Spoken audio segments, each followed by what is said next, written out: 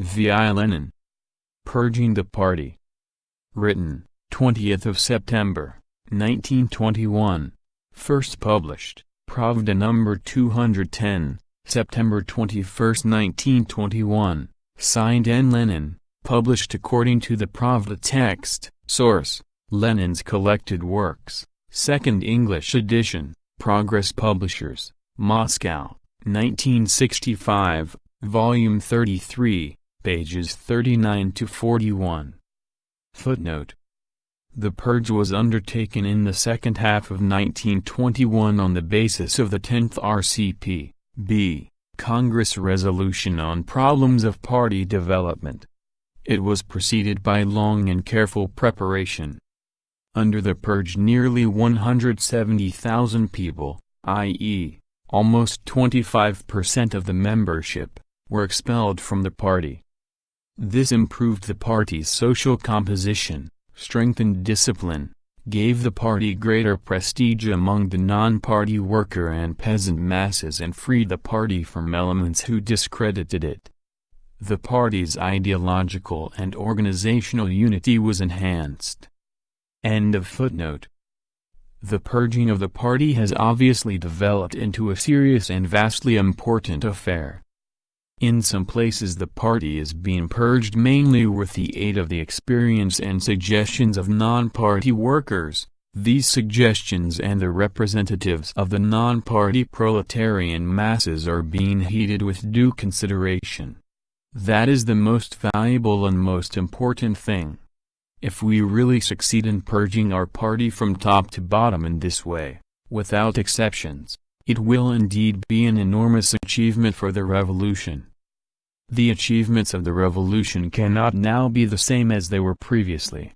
Their nature inevitably changes in conformity with the transition from the war front to the economic front, the transition to the new economic policy, the conditions that primarily demand higher productivity of labor, greater labor discipline.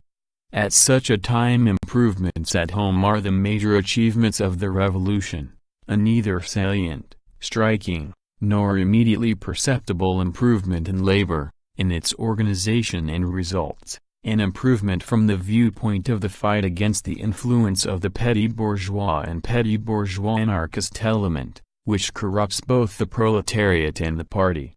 To achieve such an improvement, the party must be purged of those who have lost touch with the masses, let alone, of course, those who discredit the party in the eyes of the masses. Naturally, we shall not submit to everything the masses say, because the masses, too, sometimes, particularly in time of exceptional weariness and exhaustion resulting from excessive hardship and suffering, yield to sentiments that are in no way advanced.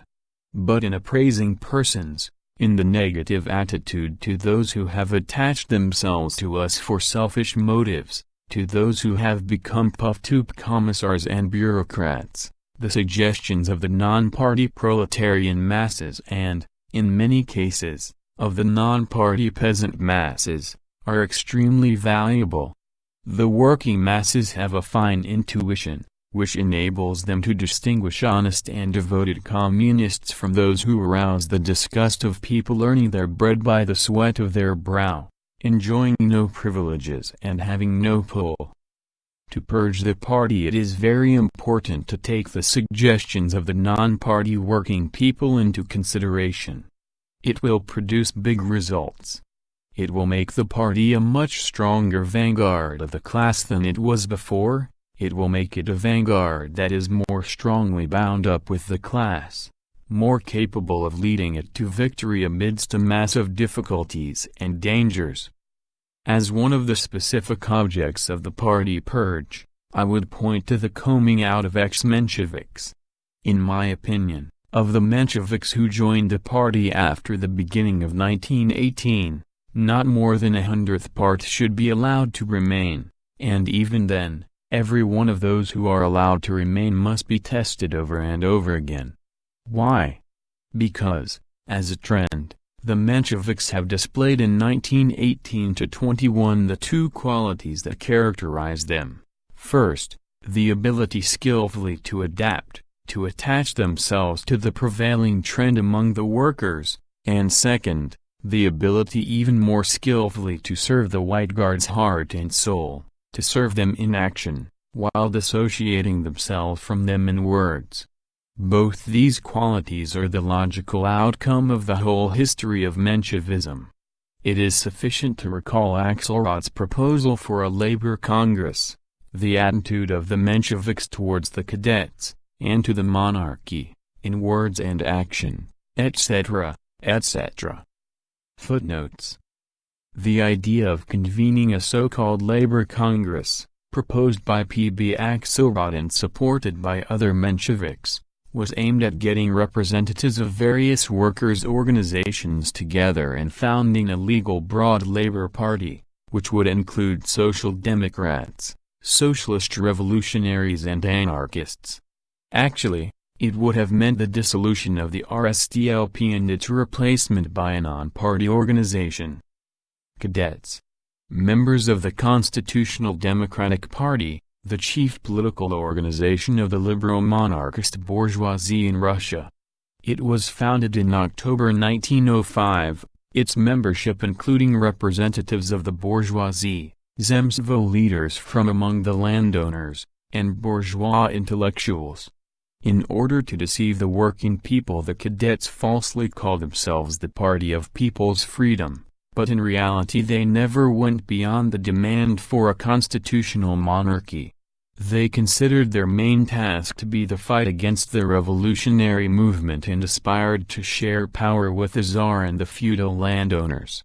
During the First World War they actively supported the Tsarist government's foreign policy of conquest, and in the period of the bourgeois democratic revolution of February 1917 they tried to save the monarchy.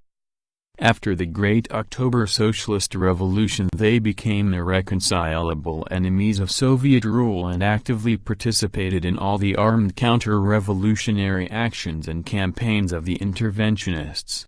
When the interventionists and White Guards were defeated, the cadets fled abroad, where they continued their anti-Soviet, counter-revolutionary activity. End of footnotes. The Mensheviks attached themselves to the Russian Communist Party not only and even not so much because they are Machiavellian, although ever since 1903 they have shown that they are past masters in the art of bourgeois diplomacy, but because they are so adaptable. Every opportunist is distinguished for his adaptability, but not all adaptability is opportunism, and the Mensheviks, as opportunists, adapt themselves on principle, so to speak, to the prevailing trend among the workers and assume a protective coloring, just as a hare's coat turns white in winter. This characteristic of the Mensheviks must be kept in mind and taken into account. And taking it into account means purging the party of approximately 99 out of every 100 Mensheviks who joined the Russian Communist Party after 1918, i.e., when the victory of the Bolsheviks first became probable and then certain. The party must be purged of rascals, of bureaucratic, dishonest or wavering communists, and of Mensheviks who have repainted their facade but who have remained Mensheviks at heart. September 20, 1921. End of Purging the Party. By V. I. Lenin.